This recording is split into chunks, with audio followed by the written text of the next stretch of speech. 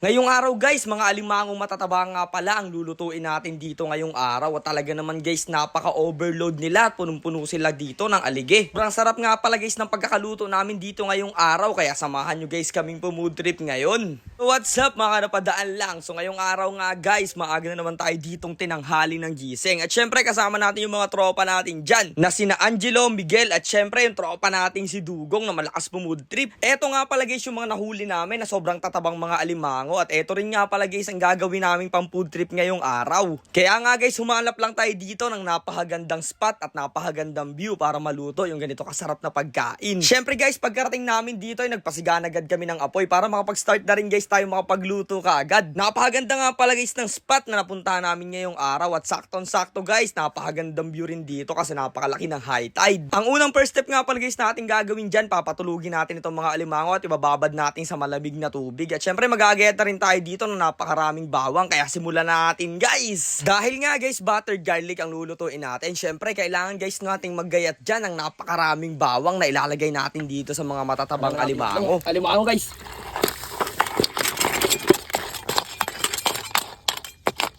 Habang nagluluto naman guys ako dito, yung tropa nating si Miguel, si Angelo at si Dugong ay magliligo daw muna sila dito sa napakagandang view at napakalinaw na tubig. Kaya sabi ko, sige lang, ligo kayo dyan habang magluluto ako. Tapos ayun guys, isasabay na nga pala natin dito sa paglalaga ng mga matatabang alimango yung ilalagay guys natin ng mais. Ang tawag nga pala dyan ay corn beef. Ay mali pala guys, corn crab kasi may kasamang alimango. Pagkatapos nga guys natin ma-steam o malaga yung mga alimangong matataba, ibibiyakin naman guys natin sa gitna yan at dyan makikita natin yung napakatataba at punong-punong aligi nila doon sa loob ng katawan. Grabe guys, paniguradong high blood ka talaga pag ganito ang kakainin mo araw-araw. Tapos ayun, ang pangalawang second step natin gagawin ay magtutunaw tayo dito ng butter at ilalagay guys natin dito yung napakarami nating ginayat na bawang. Pag medyo okay na nga pala guys yung bawang at lumabas na yung aroma niya, ilalagay naman guys natin ito yung mga ginayat natin sa gitna ng mga alimango at tamang gisa-gisa lang tayo dyan guys sa part na yan. At para naman guys medyo matamis yung pagkakasabaw natin dito sa mga alimango ay maglalagay nga pala tayo dito guys ng sabaw ng buko yung medyo matamis talaga para manuot dun sa loob ng katawan ng mga alimango natin. At maya-maya lang guys hihintayin natin kumuluyan at ganyan na yung magiging itsura niya. Grabe, napakasarap niyan guys. Ubus panigurado yung mga dala naming bahaw dito. Sa mga gusto nga pala guys magpa-shoutout dyan sa mga video namin o sa next vlog ay mag-comment lang kayo dito guys kung mga taga saan lugar kayo para ma-shoutout ko.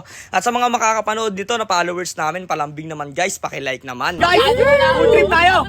Thank you Lord sa blessing. Amen. Amen. Guys, tingnan nyo to. Tingnan nyo naman. Quality. Punong-puno. Punong-puno. Ay, ang taba. Okay, ito. Solid. Sarap. Uy. Sulit na sulit yung kain. Ay, guys, to. Ulit. Tiklapin natin, oh. Sarap. Grabe. Kaya ano pang iniintay nyo guys? Tara, sumama na kayo sa aming adventure at masarap na food trip araw-araw. Pero hanggang dito na lang muna guys. Kita-kits na lang ulit bukas.